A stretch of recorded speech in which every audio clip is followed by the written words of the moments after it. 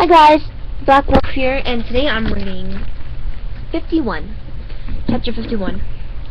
As my note had instructed, Mott, Tobias, Roden, and Imogen were already waiting at the river entrance into the castle when we arrived. Connor looked surprised to find them there, but must have explained it away in his mind. He called to Cragen, "Take this carriage back to the inn and wait for us there. I don't want it here to arouse anyone's suspicions." "Have Tobias take it," Cragen said. "He's not useful for anything." "Then he's not useful for managing a carriage. Get going. I must hurry too, because I fear we'll be late." I led the way up the river. Imogen was behind me, and Connor and Tobias, Roden and Mott at the last. Almost immediately a roof of dirt and rock rose over our heads as we entered a tunnel leading beneath the castle grounds. The castle walls were not much further ahead. I found this entrance myself at age 8. The kitchen staff all knew how often I used it to sneak in and out of the castle grounds, but they liked me and never told anyone. I was finally found out when I fell into the river once and returned to the castle smelling of rotten fruit and moldy meat. "It smells horrible in here," Tobias said. "Nope, nobody promised it'd be pleasant," I called back to him. As it grew darker, Imogen walked closer behind me. I noticed she kept one hand ready to grab my arm as she started to fall in. We reached the gate, which was in desperate need of cleaning. The gate was clogged with large, rotting chunks of food and debris. It dammed up the water up to a higher level of reeking muck than usual. "I'm going to be sick," Connor said, covering his nose with a handkerchief. "The smell." I hid my smile, but I do admit I enjoyed the fact that he was having a difficult time. I used the pin to pick the lock within seconds. It was an old trick with soft tumblers. Once I was king, I had to order a better security system placed there. We went through the gate, and after another few minutes of walking, I informed the group that we had passed beneath the castle walls. Now that we had come this far, we were provided a little light by occasional oil lamps when servants came down here. They often had their hands full and needed a lit path. It wasn't much light, but we were grateful for it. "How much further?" Connor asked. "Not far." Here the path widened, and we were able to walk several persons across. Connor caught up to Imogen and me. Tobias and Mott were behind us. Roden lagged behind. "Keep up, Roden!" Connor scolded. "We are pushing against time." Roden answered with a shout of surprise. They turned to see what the trouble was. Cragen held him by the neck with a knife. "Cragen!" Connor yelled. "What are you doing?" Our group widened into a circle. Mott had his hand on his sword, but he wouldn't draw it. Not unless Connor ordered it, and he'd wounded himself only 2 nights ago after I'd killed Venegra's men. He'd be a weakened opponent if he did have to fight. "Change of plans," Cragen said, his mouth carved into a nasty sneer. "Your orphan boy won't be king after all." I took a step forward and nodded at Roden. "Well, why threaten your own choice for King, Cragen?" Cragen grinned evilly, then released Roden and handed him his sword. Roden didn't have the courtesy to act surprised. He'd known all along that Cragen was following us. "You are traitors," Connor said. "Traitors to this plan, to Carthia, to me. Why, Cragen?" "I'm making my fortune. Once Roden's on the throne, he will make me a noble. Then I'll take your place as regent. Won't be long before I take everything you have." Connor turned his glare to Roden. "After all I've done for you, this is your repayment? You had left me at Farthenwood to die," Roden said stiffly. "I owe you nothing." "Then I'll have no guilt in ordering your deaths," Connor said. "Mott, finish them." Before Mott was able to withdraw his sword, Cragen advanced with his knife and said, "Mott can't kill both Roden and me before one of us gets either you or your phony king.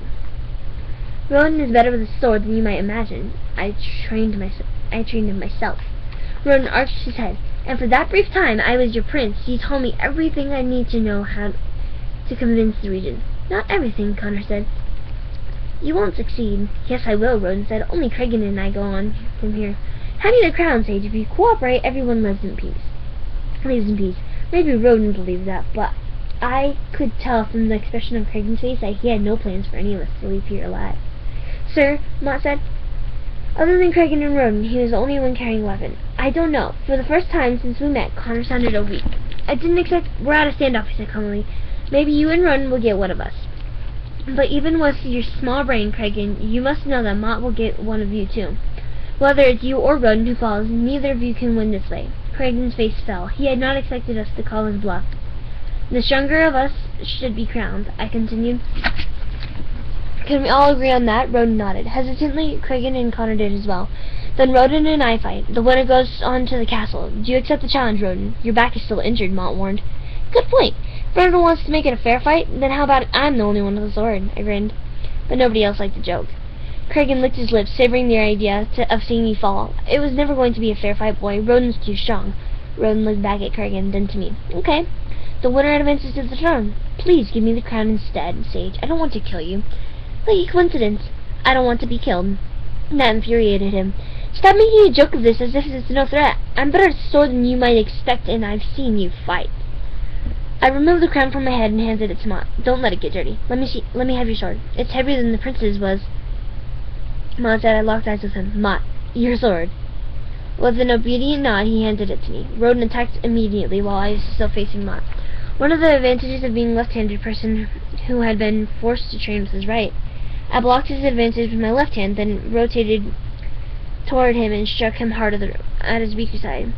Roden stumbled backward with an expression of surprise at my abilities, but he quickly advanced again in full counter. He had improved significantly since the last time I fought him, and those were only in practices. This time his blows were intended to kill, and he watched for me to make even the tiniest mistake. You were faking before, he said, parrying my thirst. You've been trained to fight. If you knew my father, you know that I was trained for show. He never intended for me to actually fight. Roden smiled and cut toward me, aiming low. I'm still better than you. Perhaps, but I'm handsomer, don't you think? Wow! That took Roden off guard, and I was able to swing around and kick him in the side. He fell to the ground, but kept his sword ready. I started toward him with my blade. All it would take was a quick splash. His match would be over. But I hesitated. Could I strike after promising to save his life if he wasn't chosen prince? Did I still owe him that? I backed up to the higher ground. This match would not end with his death. You could have killed me there, Roden said, leaping to his feet and advancing. Why didn't you? Oh. Roden came to his own answer. He grinned and engaged with my sword again. I should have known from when you saw Vandergraaf's men. You didn't have a stomach for killing. Unfortunately for you, I do. Then he brought his sword down from over his head. The force of his blade crashed against mine, set me off balance, and I stumbled back down the bank. In limited space we had between the wall and the water, Roden continued edging me toward the river.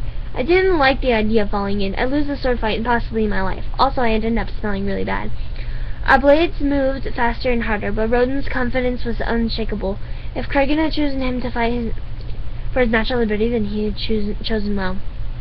I wish Roden could be on my side after this, because he'd make an excellent captain of the guard. Finally, my boot hit the rock, throwing me off balance, and Mott's sword fell from my hands. I dove for it, but it slid into the river. Behind us, Kragan laughed, sensing victory. Roden lowered his sword and walked up to me, his blade near my throat. I arched my head and backed into a squatting position, but the blade followed me. Do you offer mercy? I asked. If you accept that I win this challenge, if you can see that I win and give me the crown, then you and the others may go in peace. That is the mercy I offer. I am Prince Geron. If you're Prince Geron, then you would never fall for a simple trick like this.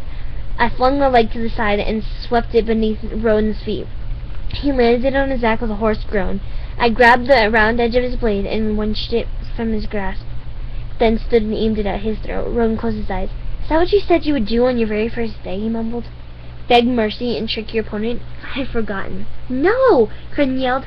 Not him! He ran at me with his knife outstretched. Mott stepped between us and grabbed his hand, twisted it behind his back to regain his balance. Kragan clutched at the crown in Mott's other hand. Mott stabbed him in the back with the knife, and Kragan fell into the water, pulling the crown in with him. Blood seeped through the water as both the crown and Kragan's body were carried away downstream. I surrender, Roden said, lowering his head. Do what you must. I placed a hand on his shoulder and pulled my sword away. I'd have brought you with me into the court, Roden. We could have been friends. Ah! Okay, guys, I'm gonna have to stop this, and I'm gonna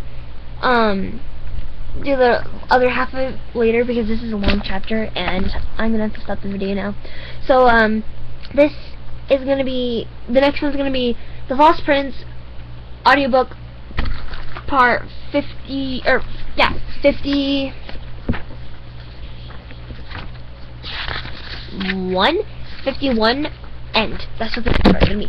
is part, it's gonna be The False Prince audiobook, part 51, the end. That's what it's gonna be, promise you.